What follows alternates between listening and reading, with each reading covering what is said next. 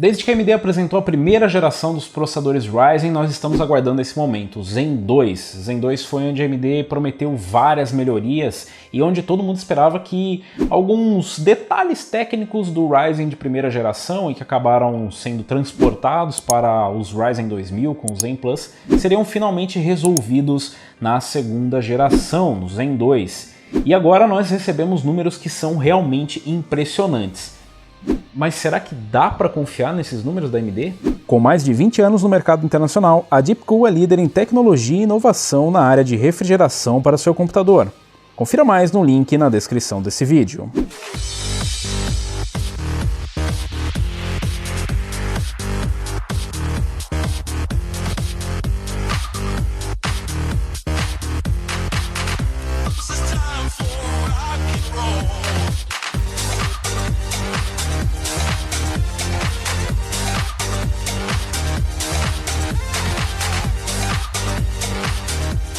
Vamos abordar algumas coisas que foram apresentadas ali na conferência, para a qual nós precisamos prestar atenção aos detalhes e questionar um pouco, para saber se a gente vai realmente ter esse tipo de performance ou se esses números vão bater com a realidade ou se batem com a realidade. Um dos pontos que nós temos para abordar ali é o desempenho do Ryzen 9 3900X e ser colocado ele como processador gamer. Esse vai ser o processador para game. Lembra que a Lisa Su falou? Pois é. Na verdade, até faz sentido, e o posicionamento da AMD contra o 9700K também faz sentido, já que ele abaixo do 9900K é o melhor CPU que a Intel tem, já que ela não tem mais processadores com i7 com Hyperthreading nessa geração. Então faz sentido esse posicionamento. Por outro lado, a gente já está indo para a terceira geração e a gente sabe que no fim das contas o processador que vai acabar caindo no gosto da galera é o Ryzen 7 3700X. A gente já viu isso na primeira geração com o 1700, que poderia ser overclockado e chegar ali no desempenho do 1700X, 1800X, e o mesmo acontecer na segunda geração ali com o Ryzen 7 2700, que também vinha com TDP mais baixo e apesar de não trazer o cooler Wraith Prism, que dava bem mais FPS, ele conseguia chegar em clocks ali bem próximos do 2700X, custando mais barato. Então, obviamente que as atenções se voltaram ao Ryzen 7 3700X, também com TDP de 65 watts, provavelmente com o Wraith Prism e que provavelmente também vai chegar nos clocks próximos ao 3800X. O 3900X, que foi lançado a $499, para quem não se lembra, esse é o preço de lançamento do Ryzen 7 1800X, e assim como o 1800X, ele trazia uma grande inovação, uma contagem de núcleos maior para o mainstream. Então a gente está falando de uma plataforma AM4, processador de 12 cores, 24 threads a $499. Sim, esse é um processador que não tem nenhuma contraparte no mainstream da Intel. A única coisa que a gente tem é o 9920X, que é high-end, é X299, que por sinal já está sendo aposentado pela Intel. Um 3900X ser comparado com um 9920X até que faz bastante sentido. Mas tem um ponto ali importante, o TDP de 105 watts contra 165 watts.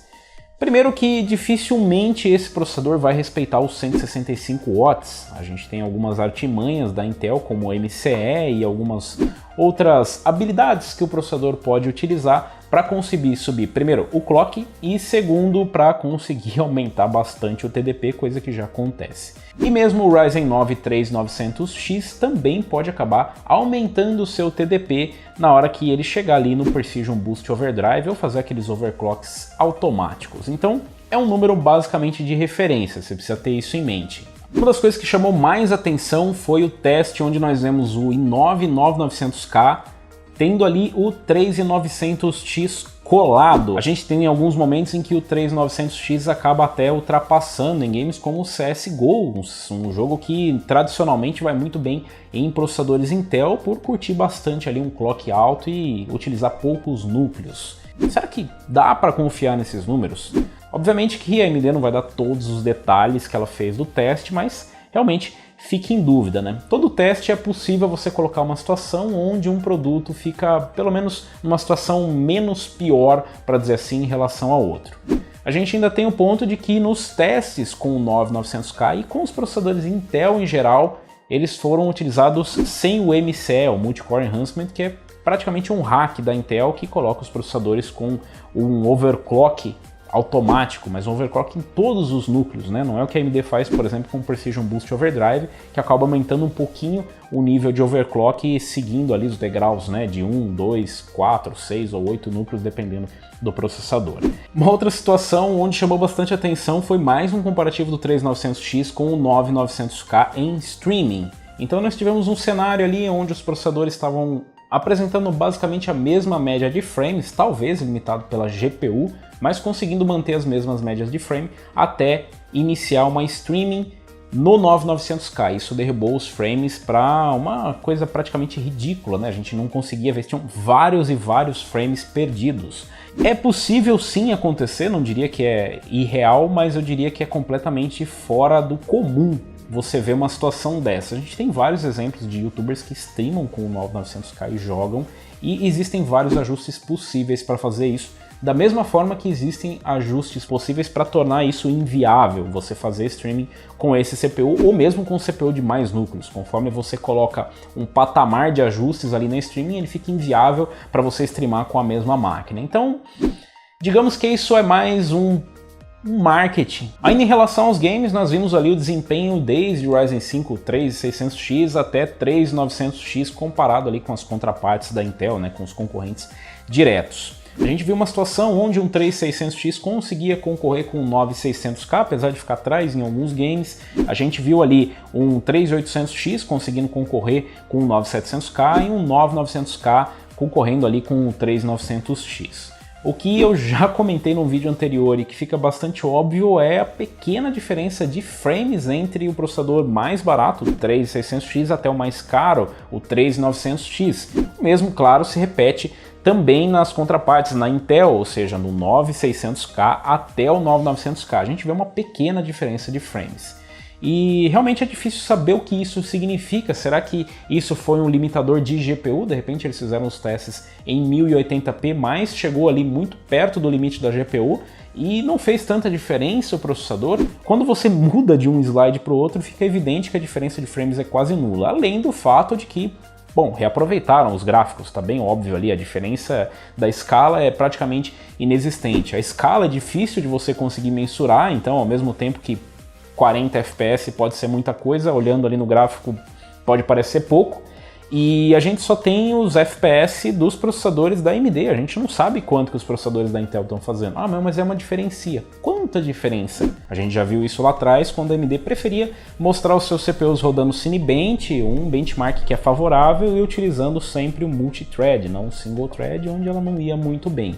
Ou mesmo cenários onde acaba desconsiderando, né, aquela margem de overclock que existe para o outro CPU e colocando, veja, o meu CPU consegue bater. Sim, mas e a margem de overclock, né? Então, existem vários fatores a serem considerados. É claro que o TDP, o preço ou o desempenho fora da caixa são importantes. Primeiro, ninguém vai ser maluco de fazer reserva de processador, de placa de vídeo ou de game, qualquer coisa sem ver funcionando para saber se aquilo está correto. A gente já teve situações não muito agradáveis para quem foi o comprador ali no primeiro momento do Ryzen 1000 e o Ryzen 2000, a gente já teve vários problemas. Então acredito que está todo mundo vacinado e não vai fazer a pré-compra de nenhum processador da terceira geração, certo? E estando conversados nesse sentido, não podia deixar de comentar do Ryzen 9 3950X. Nós não tivemos nenhum teste basicamente prático e ele aparece como um gaming CPU. Sim, um processador de 16 cores, 32 threads. Pô, mas vocês não falaram que processador com alta contagem de núcleos não serve para game? Tá? Não, na verdade o que a gente falou é que um processador de 16 cores, 32 threads como o 1950X ou 2950X, um Threadripper, realmente não faz sentido você gastar numa plataforma high-end para ter um processador que não vai ter o melhor desempenho em games. O que pode mudar com o 3950X se ele compartilhar ali, né, esse desempenho que a gente viu ali, pelo menos sendo quase que repetido desde o 3600X até o 3900X, e com o 3900X tendo ainda um ganho de desempenho. Talvez esse cache, o Gaming Cache, que eles renomearam o cache para Cache Gaming, só não sei se tem RGB, mas talvez isso realmente faça a diferença nos games e essa contagem altíssima de mais de 70 MB de cache possa fazer alguma diferença nos FPS, mas obviamente que para o jogador normal não vai fazer sentido pagar 749 dólares. Por outro lado, a AMD está novamente trazendo uma contagem de núcleos muito maior para o mainstream, sem ter nada da Intel para concorrer. E aí o que ela faz? Cobra o mesmo preço da Intel, certo? Achou errado, otário? Errado, ela está cobrando menos da metade do preço do que custa hoje o único CPU equivalente da Intel, que é um CPU high-end. Então isso é algo a se observar. Além disso, dali para baixo a gente tem o 3900X, que é inovador, trazendo mais núcleos para o mainstream, trazendo possibilidade para criadores e para jogadores, como a gente viu contra o 9900K, pelo menos nos números que ela apresentou por enquanto, e traz a possibilidade a 499 dólares, o mesmo preço que ela inovou lá atrás com o 1800X. Mas a gente vê ali um comportamento da AMD que pelo menos tem mantido os preços e trazido alguns avanços. Se você já comprou um Ryzen de primeira geração, não faz muito sentido você trocar por outro, mesmo que você vá pagar o mesmo preço hoje, já que você vai ter um pequeno aumento de desempenho. Mas se você está montando um PC, sem dúvida, é bem interessante saber que hoje você pode comprar um CPU pelo mesmo preço da primeira geração, como o Ryzen 5 3600, e ter o desempenho de hoje, sem estar cobrando mais por isso. Então, realmente essa é uma parte bem interessante. E antes de mais nada, isso aqui não é uma sessão de malhação AMD. Não, na verdade, eu só quero alertar vocês de que nós precisamos sempre tomar tudo com um grão de sal, ou seja, a gente sempre precisa desconfiar quando é a fabricante que está nos dizendo que o produto dela é maravilhoso. A fabricante, antes de mais nada, é uma vendedora, ela está te vendendo o produto, e é por isso que a gente tenta pegar o produto aqui e testar nas condições mais reais possíveis, analisar o produto e trazer a conclusão para vocês. Então tudo isso é para espere os testes independentes. Veja vários testes em diversos cenários antes de tirar alguma conclusão, e tire a conclusão por si só. Não compre a opinião pronta de ninguém. Beleza, galera? Então é isso aí, eu quero saber de vocês o que vocês acharam da apresentação da AMD, se vocês estão animados mesmo depois de balde de água fria, se vocês estão empolgados com algum processador especificamente. Eu quero saber qual Ryzen 3000 você compraria. Deixa aí nos comentários. Se você gostou, se você curtiu esse vídeo, deixa um like. Se você ainda não é inscrito no canal, inscreva-se no canal, clica no sininho para receber as notificações de novos vídeos e nós nos vemos por aqui. Valeu, falou e até a próxima!